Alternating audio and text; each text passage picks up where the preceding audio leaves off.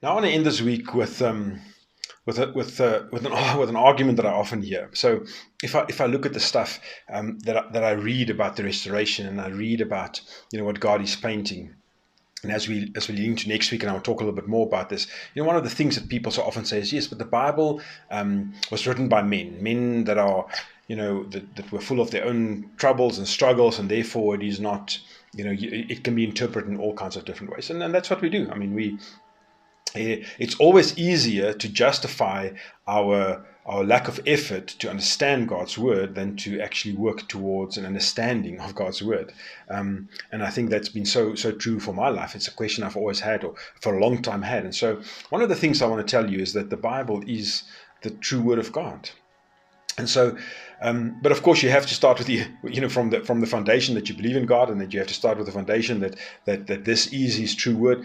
And of course, saying that doesn't make sense of the whole Bible. I mean, I'm reading through Old Testament, and I'm looking at some of the stuff, and I'm just going, oh my word, what is going on here? It's like you need some real. Some special gifting to kind of keep track of some of the stuff, and it's just like it becomes, some of the stories are messy, and so the other day. I mean, I had this argument recently about, the word, this is not, it was written by different people, and, they were all full of mistakes, so they kind of just made it up as they go along, or they would just use it and maybe misinterpret it. There's a book called Killing Lions by John and Sam Eldridge. And in there, they're having this conversation, and Sam actually talks to his dad about the fact that, but this, what if this is the case? And I just want to read, and of course, I'm going to have to use reading glasses, and I'll talk about that next week.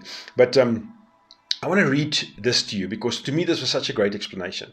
It says here, if you look at obviously the fact that the Bible claims to be the reliable word of God and to us, and it's not a creation of man. It says here, now here's a funny thing about all the fuss of the Bible: the reliability of the manuscript, the apparent internal contradictions, the tension of translation, and so on. All of that hand wringing on both sides begin with an extraordinary assumption that the God who created sunlight, the eye, blue whales, mathematics, and more, and even like it says here, he created more than 107 billion galaxies, cannot take care of his message to us. He somehow lost control over the letter he wrote you, and he can't get it back. Now, really now, I mean, think about this. I mean, if you begin with the assumption that God does not exist, then you cannot believe in a word from God. But if you accept that God exists, and it is capable of sustaining the staggering beauty and complexity of the heavens and the intricate pulsating diversity of life on this planet, then you have to ask if that kind of God could sustain His intention to communicate through the Bible.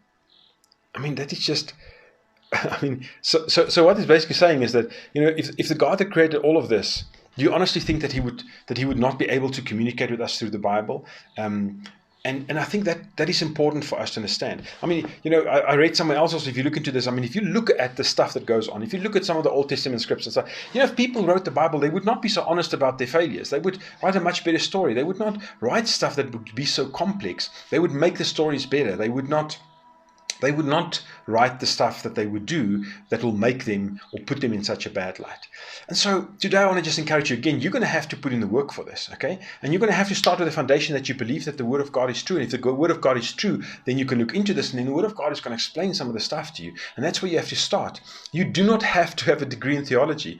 In fact, I would suggest that you just pray and ask your dad to show you these things. Man, guys, if you can do it for me, I mean, like, you've got no excuse. I mean, just the wealth of freedom and joy and excitement that comes from that when you start reading stuff and you're going like, oh my word, how have I never seen this before? Look at what lies ahead for me.